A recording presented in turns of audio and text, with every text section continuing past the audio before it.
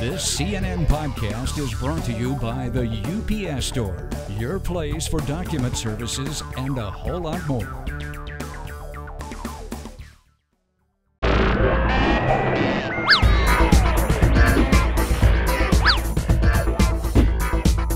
Absolute weirdest thing I've ever seen. Hello and welcome to CNN's News of the Absurd. I'm Jared Bellini, and you know that it's finally summer when you spend part of your day sifting through bizarre prom stories. Last week, as some of you might remember, we featured a kid who asked his date to the prom using a billboard. How cute.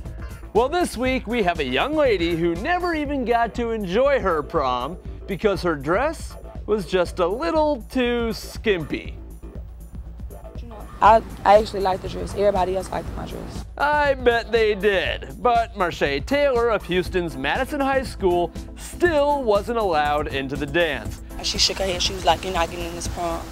And you know, we're arguing back and forth because I want to know why I can't get into my prom. In fact, the hotel lobby was as far as she got before a dance sponsor stopped her for violating the school's dress code, which apparently doesn't condone the 2008 Miley Cyrus collection.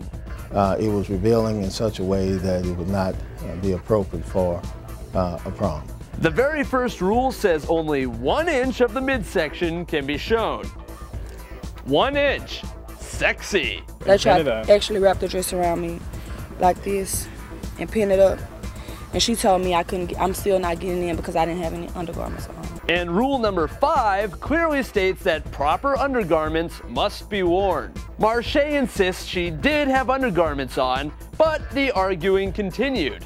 They didn't give me any options but to go to jail or go home. Apparently choosing door number 1, Marche was soon taken away in handcuffs. However, she was never charged and says that at this point, she only wants her money back. Now, some people may not see a skimpy prom dress as such a big deal. These people are called teenage boys. But with kids these days, perhaps there are more important things to worry about than just a little midriff.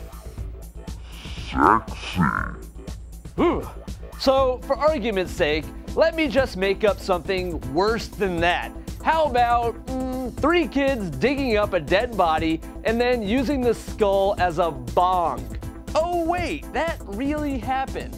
Absolute weirdest thing I've ever seen. And so 3 teenagers in Humble, Texas are now charged with abuse of a corpse, which is both disgustingly suggestive and a misdemeanor. Apparently, one of the boys was arrested for an unrelated theft matter when, oops, he spilled the beans about stealing and smoking pot from a human skull. By what he told me, they had turned it into a device used to smoke marijuana, which is referred to as a bong.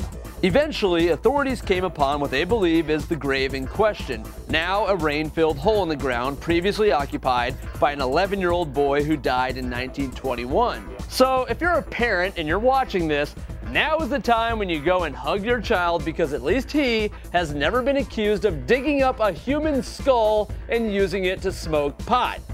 Unless, of course, he has, in which case... Finally, sticking with marijuana, our last story looks at a controversial new book that hopes to educate children in a completely new way. And by completely new way, I mean that it falls just short of sparking up a doobie for little Billy. "Are you and Daddy smoking a cigarette?" "No, baby," said her mother. "This is a, quote, joint. It's made of marijuana." The book is called It's Just a Plant, and readers follow young Jackie as she learns all about weed from her parents and a host of other individuals, including a farmer, some street dudes, a police officer, and even Bill Clinton, who, as you might recall, didn't inhale. Naturally, more than a few moms and dads are concerned about the book's message. Oh my goodness, marijuana?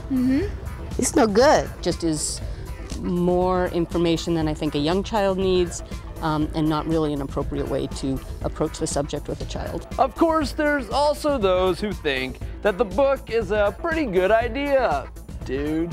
I went to graduate school in Amsterdam, and so I think their approach to tolerance towards marijuana is definitely a more sophisticated and just approach. Also offering support, participants in Portland, Oregon's Million Marijuana March.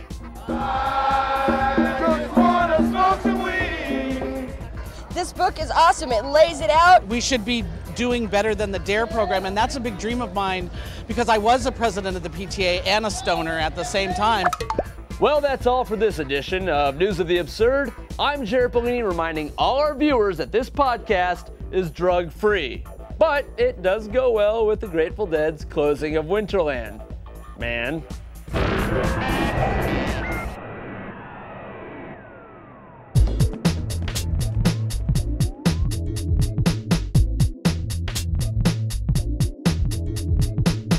I'm Wolf Blitzer. Every weekday, I wrap up the stories rocking the political world in our new video podcast. Go to iTunes or CNNPolitics.com and be sure to subscribe to CNN Equals Politics Daily.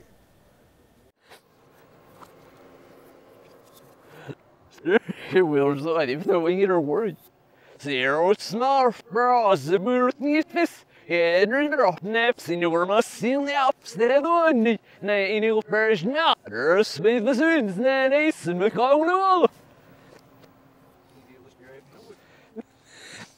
It's the video! I want to see nothing about. Oh, it's what.